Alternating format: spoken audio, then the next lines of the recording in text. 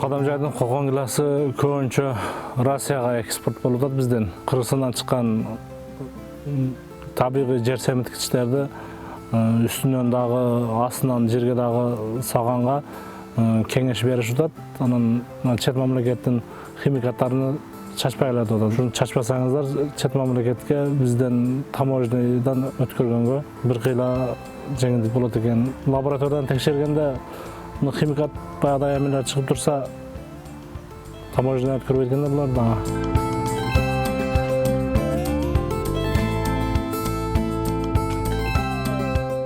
350 дейт. Бул эл сөзү, бирок чынында алып келе жатканда 250ден жогору 300ге чейин факт 300 сомго чейин алышат. Чегара бизге бир топ түшүк жатат.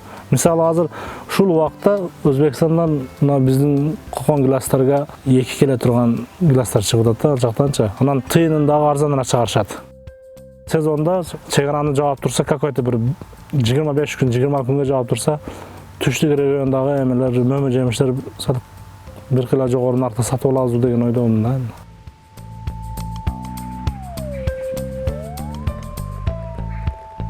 Ушул топто Россияга экспорт болуп атат. Жергиликтүү бизнесмендер алышат дагы, заготовка кылышып, Россияга экспорт кылышаттыр. Основной биз аба ырайдан көз карандыбыз.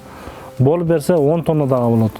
Жергиликтүү бизнесмендер ушул Россияга экспорт кылганга бизден алышып, ушу эме кылышаттыр.